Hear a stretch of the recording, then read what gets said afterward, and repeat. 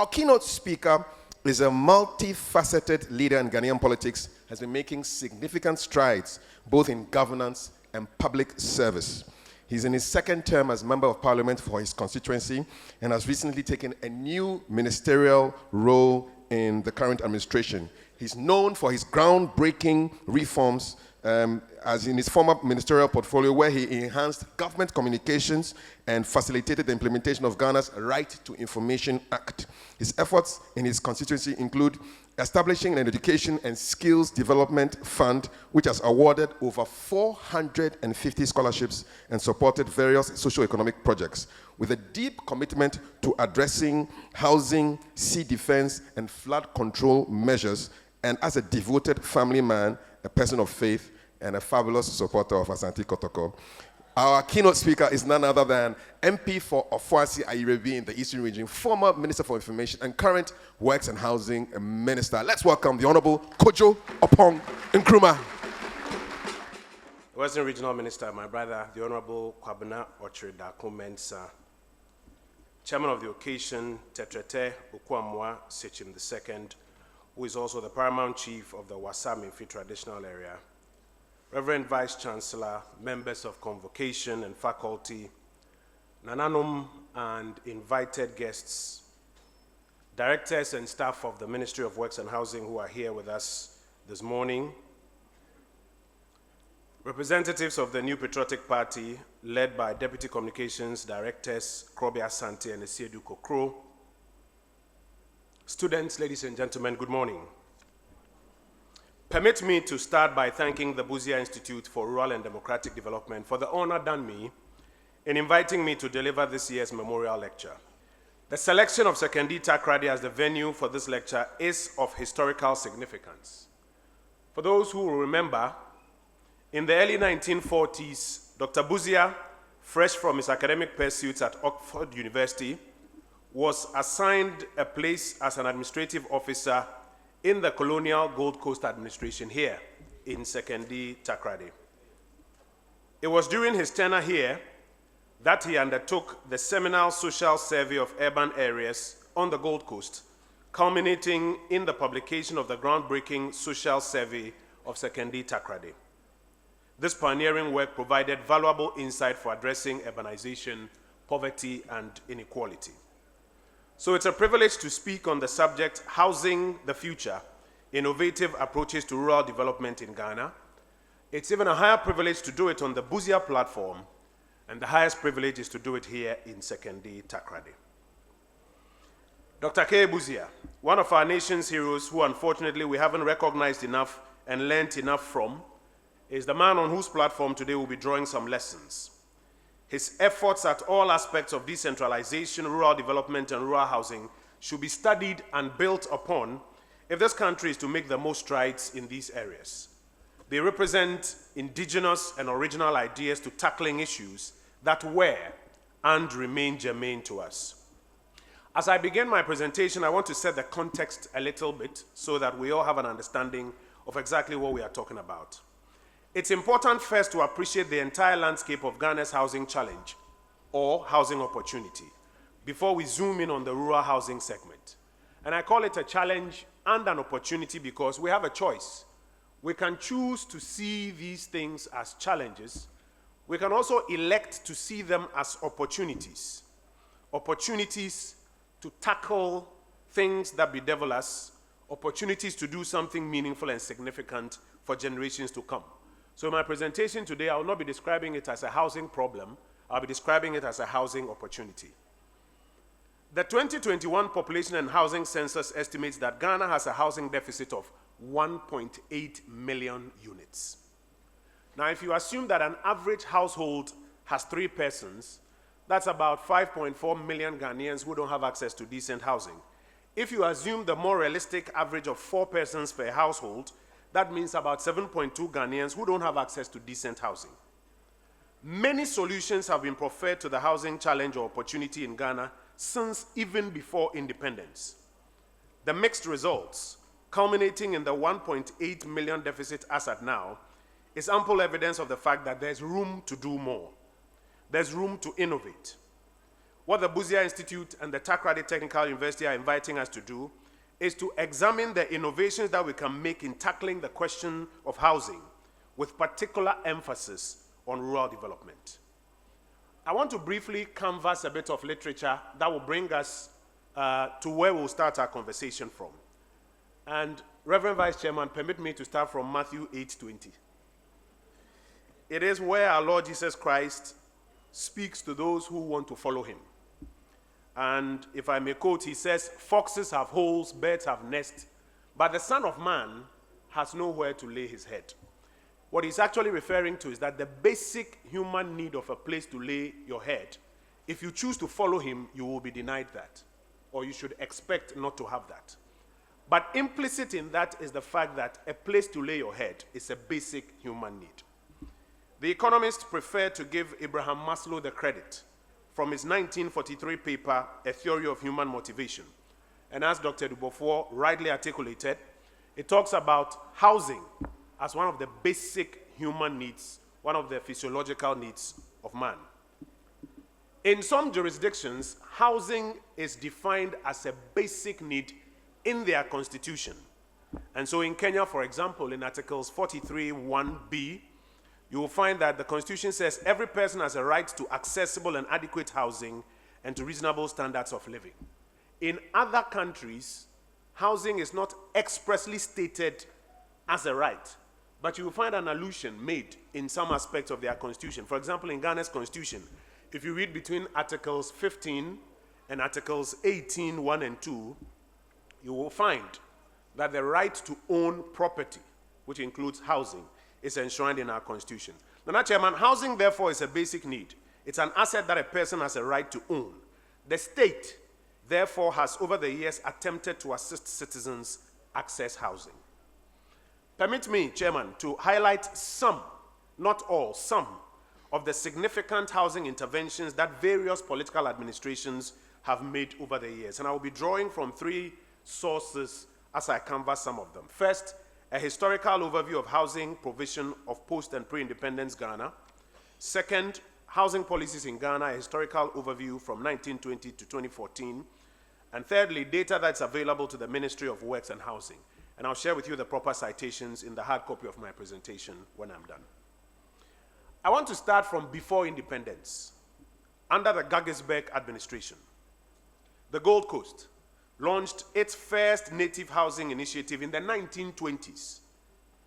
This effort culminated in the construction of an estimated 1,250 subsidized rental units for civil servants in Accra by 1955. It started way in the 20s, about 30 years before independence. That's when we started efforts to answer the housing question.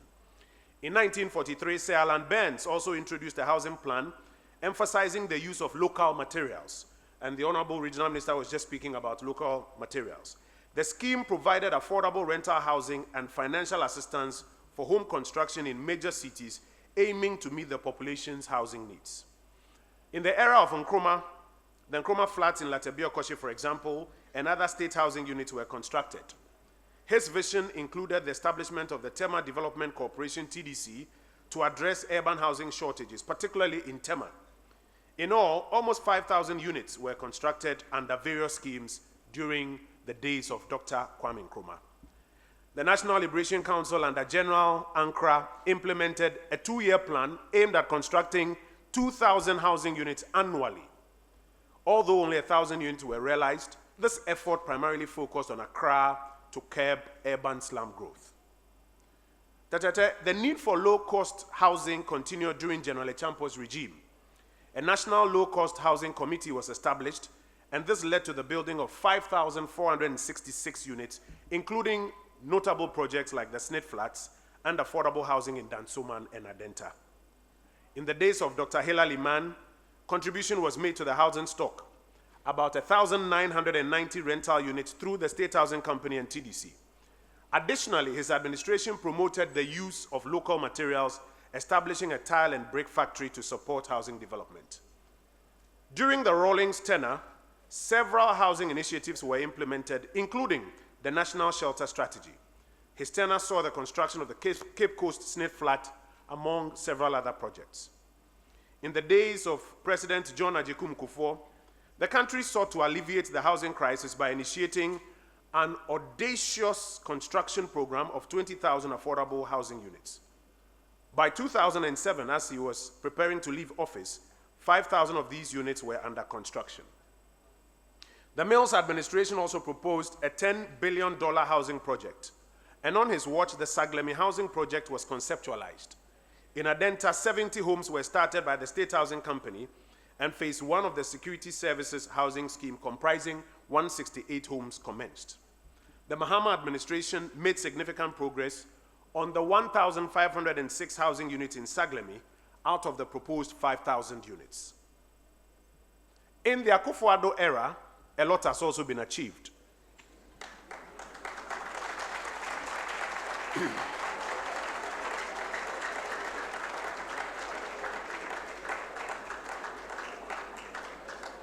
Work is ongoing to complete the about 1,921 stalled units in Adenta, in Saglemi, and in Koforidua.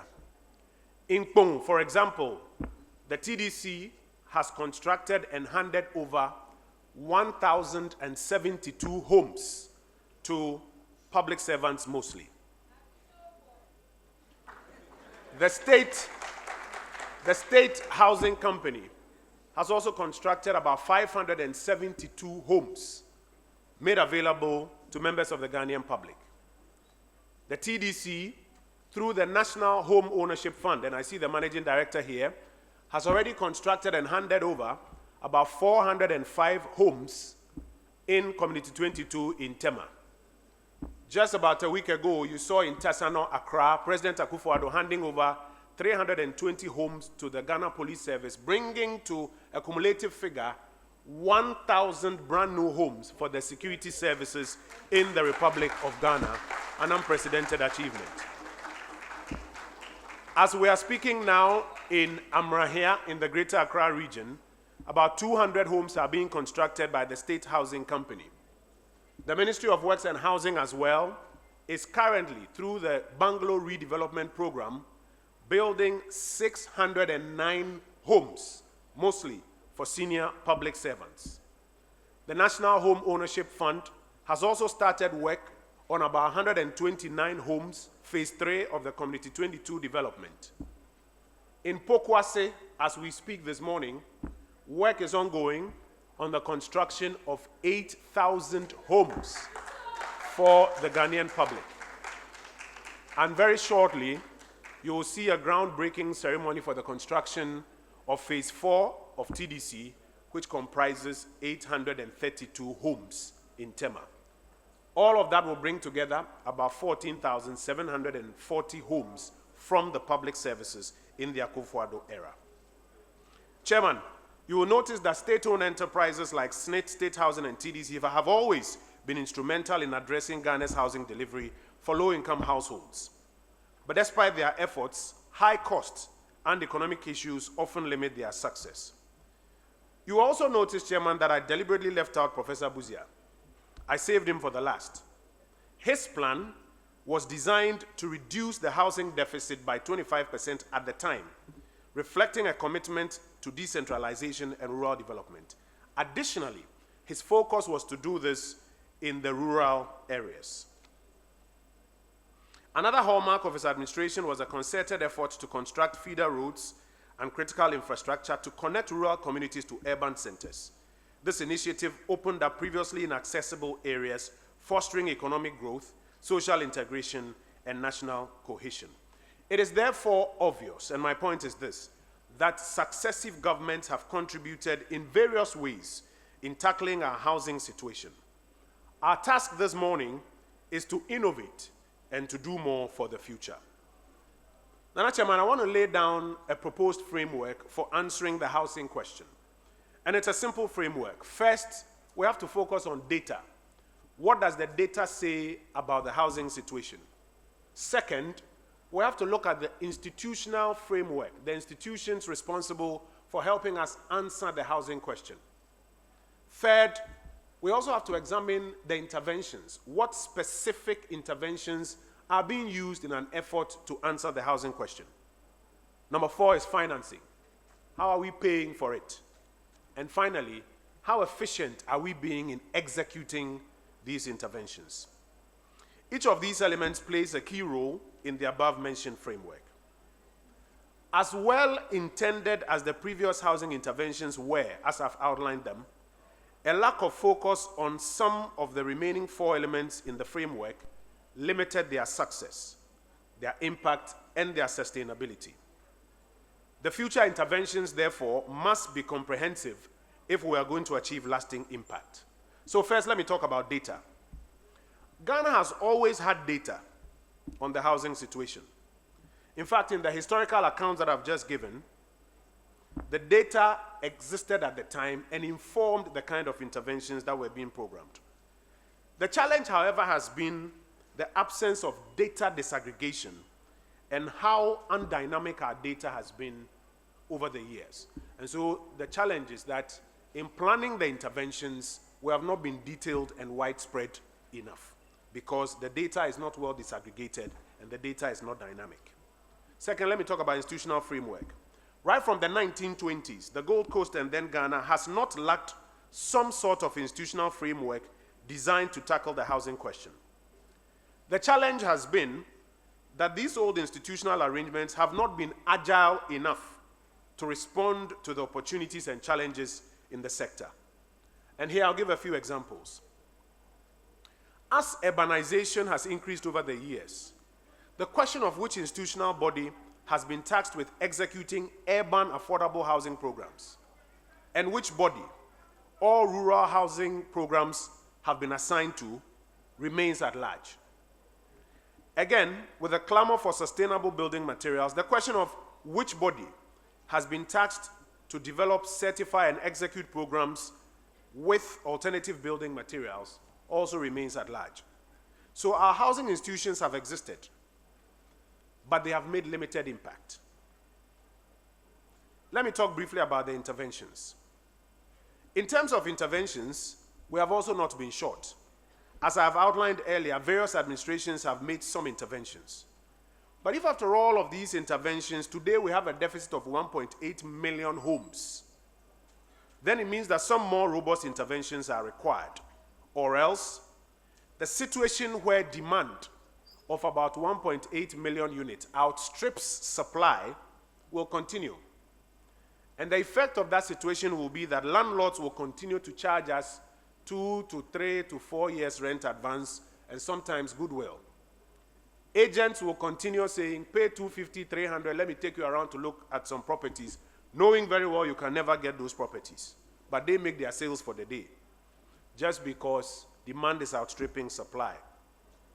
The situation will continue where hostel operators give small, unbefitting rooms close to our campuses for the shortest period of time to students and charge exorbitant fees because demand is outstripping supply. And the real estate developers will continue focusing on the only 5% of the market who can actually pay for the properties that they develop. The remaining 95% of us will struggle to get property. In fact, if you look at the data, about 35% of Ghanaians require affordable housing, and 60% of Ghanaians require what we call social housing. So if we continue at this pace, the developers will only focus on the 5% at the top, and that is not sustainable. The remaining 95% will continue to resort to self-built housing schemes, or if you can't, then you live in squalor. Financing. Historically, there have been 3 ways of financing public sector housing interventions. Number 1 is the use of the government budget. So when the finance minister can find some money for housing ministry and its agencies, then you go build something. Or government will borrow and give to a developer and he will try to build. So in the case of Saglemi, for example, government borrowed $200 million, gave to a developer to build 5,000 units. After the $200 million was paid, 1,506 units have been left there partially completed. And because the money is run out, the project is stalled. And then thirdly, development by state-owned enterprises, including SNIT, TDC, or State Housing Company. Now, considering the scale of the problem, 1.8 million units more, Nana Chairman, I respectfully submit that we would need to rethink and innovate around financing as well. And lastly, efficient execution.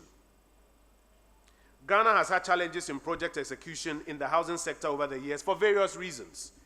Issues such as land, finances, and project management competencies, and sometimes pure partisan politics have all affected project execution in the housing sector.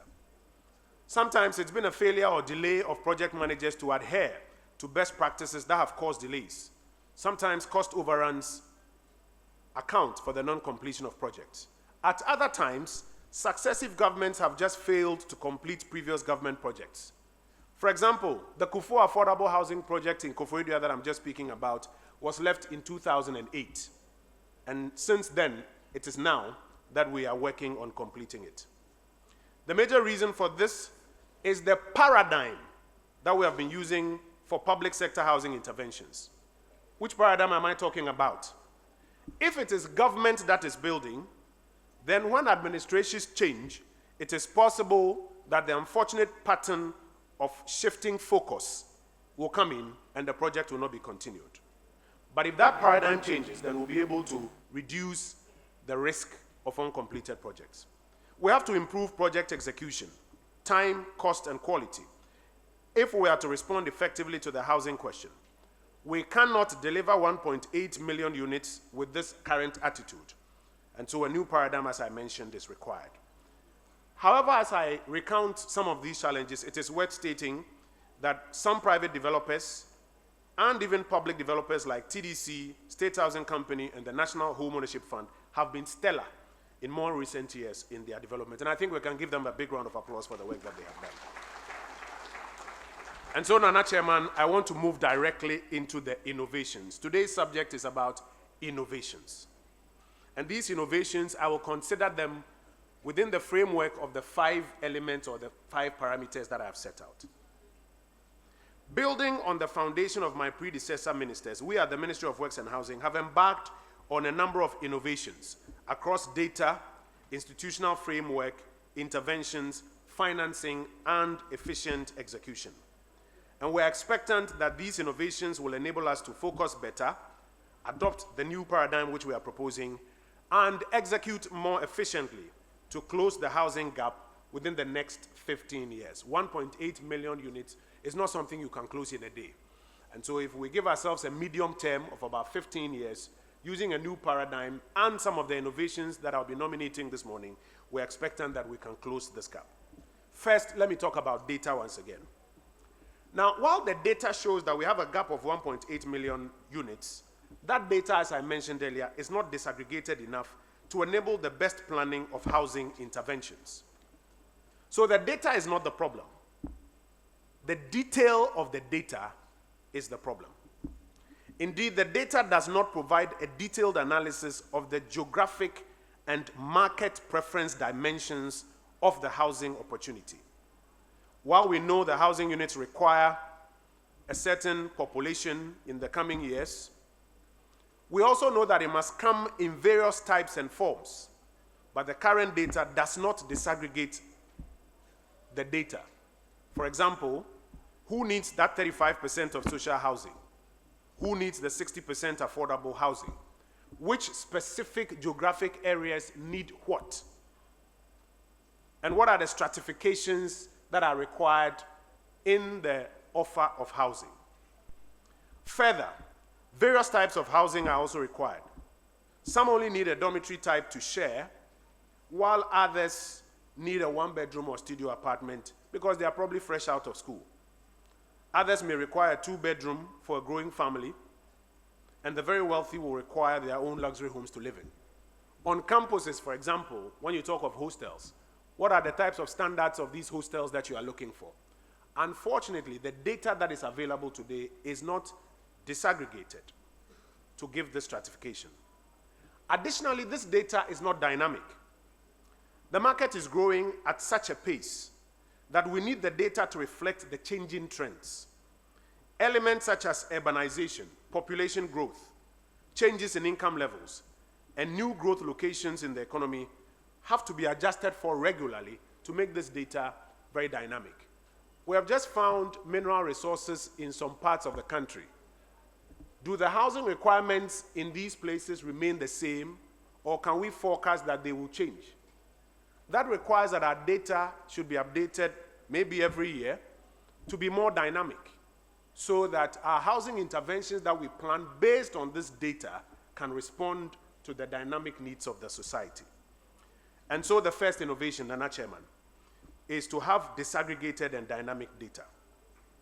And that is why we are making reforms to the Research, Statistics and Information Management Directorate at the Ministry of Works and Housing, bringing on board professional researchers with expertise in housing. That is why we are working to regularly update our housing data so that we can get that dynamism and stratification and disaggregation that we need in our data. Additionally, we are working with the UN Habitat to finalize the 2021 housing profile and to make recommendations on data disaggregation for the future. That way, our housing interventions will be based on more robust and dynamic disaggregated data. So the first innovation is innovation in data, because it's the data that underlines all the interventions that we'll be rolling out. The second innovation is in the area of institutional framework. We have introduced innovations into the institutional framework for housing interventions. Nana Chairman, it will surprise you that when we did an audit at the Ministry of Works and Housing recently, we found out that at the entire ministry, only a staff of 6 were dedicated to housing interventions. And that tells a story of how institutionally we have built capacity to respond to the housing challenge in this country. And so now, specifically, working with the Office of the Head of Civil Service through the Management Services Division, we're in the process of reorganizing and boosting staff numbers and expertise in the housing department of the ministry. For example, we are setting up a district housing unit, which will focus on something that I'm about to announce here this afternoon at our engagement. We are also setting up an urban housing unit to focus on fast-tracking the affordable housing programs in the 61 urban districts across our country. And so, for example, the affordable housing programs in Pokwasi in Accra that I spoke about, the one that we are looking at in Dedesua in the Ashanti region in Kumasi, they will need a specialized unit to pay attention to it and ensure that the institutions for developing them develop them quickly. We're also in the process of setting up a public sector housing unit to focus on developing and managing subsidized housing for public sector workers, including security services. We've done 1,000, and it may interest you to know that the day we finished the 1,000 and handed them over, the military brought a request for their own 1,000 as well. And so it is important that we have specialized attention to develop public sector housing. And I imagine that here at the university, your faculty will also be looking for some housing units of their own. Our PPBME Directorate has also been tasked to focus, among others, on innovations and global best practices to stimulate housing delivery. And we are in the process of establishing by law an institution to focus on executing the housing interventions, known as the Ghana Housing Authority. We will soon present the bill to Parliament. And we are clear in our mind that if results are to be achieved in closing this 1.8 million gap, then we need a fit-for-purpose administrative setup with clear targets and resources to get things done. And so the second innovation is innovation in the institutional framework. And as I mentioned, one that you'll be excited to hear about is the district housing unit. And shortly, we would announce what we are going to do through that unit. The third innovation, ladies and gentlemen, is in the area of interventions, the actual projects. Ghana developed a housing policy in 2015 aimed at promoting greater private sector participation in housing delivery and creating an environment conducive to investment in housing for rental purposes. We further developed an affordable housing program in 2021 aimed at facilitating the development of affordable housing units in collaboration with the private sector. We recognize, however, that government alone cannot build all of those 1.8 million homes that we need in the medium term. It will be impossible for government to do that. Therefore, there's a need to adopt a new paradigm. And the new paradigm under the interventions that we are introducing, the innovation, one, is to collaborate with the private sector through what we call a PPP framework that will allow us to crowd in a lot more private sector players to bring their capital and their expertise to help us to build the homes of the future. It is because the private sector is the one that builds about 99% of the almost 40,000 units that we build each year currently. And so if we want to move from about 40,000 units to about 130,000 units to close the housing gap, what makes sense is that we support the private sector to build these units instead of government pretending and purporting that it can on its own build it. And incidentally, one of the major proponents of supporting the Ghanaian private sector to do projects is Kofi Abrifa BUSIA, on whose platform we stand today to articulate these thoughts. Additionally, Nana Chairman, we find that about 20, sometimes 25 to 30% of the cost of projects is about the horizontal infrastructure, water, energy, roads, within these building enclaves. And so the innovation, the second part of the innovation in interventions is to build synergies with the other ministries responsible for roads, water, energy, and communication. So that instead of burdening the private sector with the need to find their own money to build roads and water and other interventions in their enclave, these ministries, through our Synergies program, will be the ones to build it. If you take Saglemi, for example, out of the $100 million required to complete Saglemi, we are informed that about $46 million of it is required to ensure that water, energy, and a sewage system is put there. If the planning had been done in such a way that the state, through Synergies, would have been responsible for it, we would have been able to save that cost of the private developer and moved forward.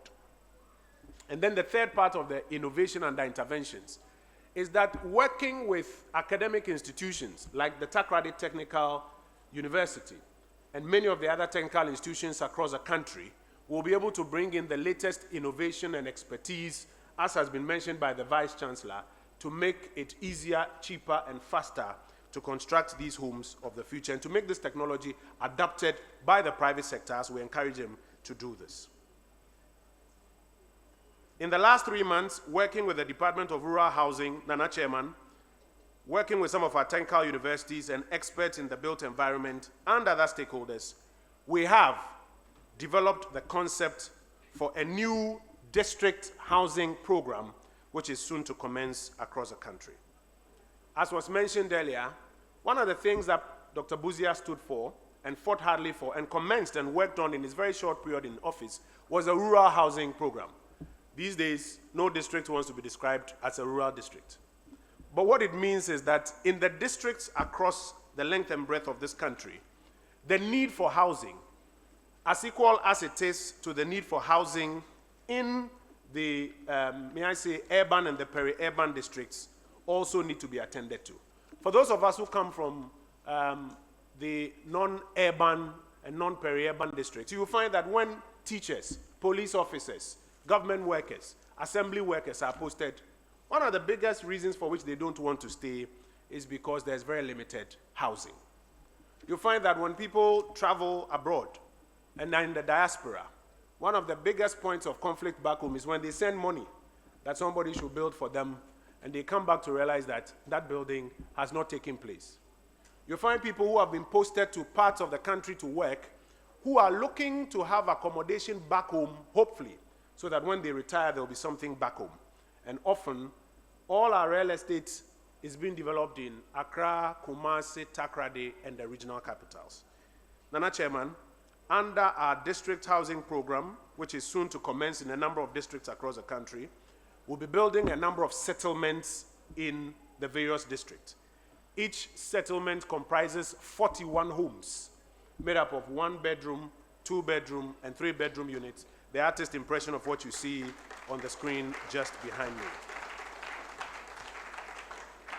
Our expectation is that working with technical institutions like the Takoradi Technical University, working with private sector, working with more affordable financing schemes, and working with synergies on horizontal infrastructure, water, energy, and communication, we'll be able to fast-track the development of more housing units in the districts. At the same time, as I mentioned, we are working on completing stalled projects, and we are working on doing some more for the security services. But permit me briefly to speak to why we are focused on the district housing program for some reasons. First, it provides housing, as I mentioned, for public sector workers such as nurses, teachers, police officers, doctors, and district assembly workers as a fulcrum around which we can redevelop our districts. It will ease the burden of many of our compatriots. It ensures that the true benefits of decentralization is felt as staff actually stay in the districts. It will generate significant economic activities in the districts, thereby stimulating growth and jobs in the districts. And importantly, it will contribute to efforts to curb the rural-urban migration. Today, urbanization is around 3.3, 3.4% growth rate. If we are to curb it, it means that we have to reinvest in the districts across the country. So there are a lot more jobs and economic activity, and improved quality of life is developed in these districts. It will also showcase a new, affordable, properly planned built environment in the districts as a model to influence the future of green and smart settlements in our district. And finally, it will contribute to the use of local and alternative construction materials and will reduce construction cost. So all the innovations that you are making here, Reverend Vice Chancellor, they will come in handy under our new district's housing program. We have developed a number of innovations to make this program successful. First, a few supply-side innovations. The cost is lower. There's also a low carbon footprint because of the spatial design that we are using. And for our district housing program, it may be of interest to you to note that we will be running on solar, and therefore green energy is something that we are upholding very much. To circumvent land challenges, we are partnering with traditional authorities through the assemblies led by the Ministry of Local Government and Rural Development to get access to unencumbered land. I must commend the chiefs in some of the districts that we are engaging who have already made land available free of charge for the commencement of the district housing program. On the demand side as well, we also have some innovations. Access to credit to purchase or rent any of these properties to be developed in our district housing program is a matter of interest to us. Working with the Association of Bankers, the Ministry of Works and Housing is taking steps to engage the central bank, pension funds, and the judiciary to remove the bottlenecks that inhibit the growth of the mortgage market. And shortly, we'll speak some more on the finance-related interventions on other platforms. We as a government are also doing our part to reduce inflation and consequently interest rates. The combined effect of these measures should assist the banks offer CD-based mortgages to more Ghanaians to acquire these properties in the districts. And for those who seek to rent, the government has also rolled out the rental assistance program since 2023 as a social housing program to assist qualifying beneficiaries get access to rental properties. The innovation has so far benefited some 2,074 Ghanaians and is projected to impact more Ghanaians across the country each year. And public servants who want to own and rent out units in their home districts, as I mentioned earlier, will be supported to do so. Now let me briefly speak to financing and efficient execution, and then I'll conclude. The Akufo-Addo administration in 2017 set up by Executive Fiat the National Home Ownership Fund to pilot the stimulation of houses and mortgages. The fund was designed to stimulate both the supply side and the demand side of the housing coin. The success of the pilot is what has led to the about 400 homes in Tema Community 22 that I just spoke about, and the new phase 3 of over 100, about 120 plus homes, construction of which is currently ongoing. But we are clear in our minds that there's room to innovate and broaden the impact of this fund, and that is exactly what we are doing now.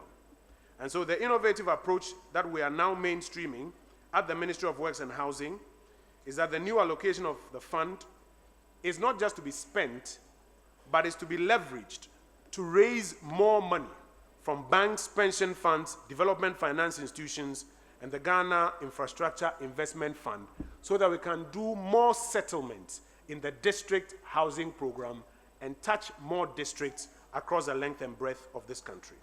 The NHF model has been proven to be successful, and with more resources, it will become a major instrument in giving impetus to district housing across the country. Briefly, let me talk about execution, the final part of our framework.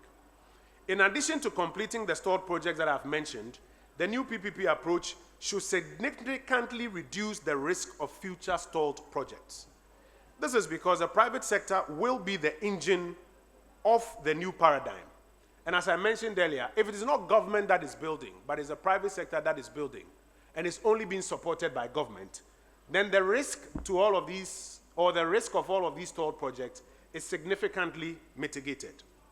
Additionally, by establishing the Housing Authority, project execution will now shift from political actors into the hands of the technical class, and it will further reduce the risk of stalled projects. So we want the story of abandoned housing projects to be a thing of the past. And that is why through this paradigm, we believe that projects will be able to continue.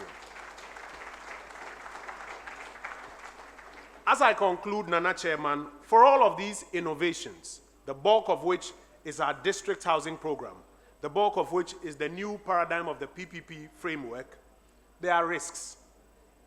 And we believe that those risks must be identified and mitigated.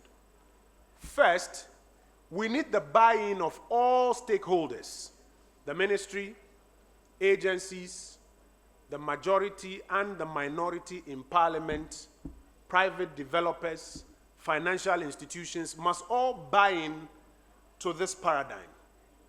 Because if they don't, then continuing it in the future will be difficult. And that is why we are already working with Parliament. We've had the opportunity to brief Parliament on it. We have had the opportunity to sound Cabinet on it. We have engaged over 28 different private sector groups on it. And we are continuously engaging to get buy-in so that all of us rally around the new paradigm of tackling the housing opportunity for the future. Second, the Ghanaian is used to brick and mortar. The Ghanaian has acquired a taste for brick and mortar. So when you introduce alternative building materials, there's a tendency to find a lot of people who can afford it and who it will serve well, saying, oh, I don't prefer this, I still prefer brick and mortar, which is still way above our average income class. And so it is important to do a lot of education and marketing to ensure acceptance of the local building materials for the everyday Ghanaian. In places like South Africa, the hydrofoam building technology is one of the most common, despite their comparatively higher income level than we have here. But you know, Nana, that we have very high taste as a people. So it will be important to vigorously encourage and to educate ourselves so that we understand how local building materials are not only affordable, but are also more useful for the environment and serve us, the consumers of housing products, better. It is a risk that needs to be mitigated. And already, in our district housing program, we have an entire communication engagement that goes along with it to ensure that communities and beneficiaries are well educated. Number three, like what is done in other jurisdictions, in the future, we have to consider a regular source of financing into the National Home Ownership Fund to make it easier to attract the complementary funding from other sources, as I'm talking about. Currently, the funding is based on the discretion of the Treasury.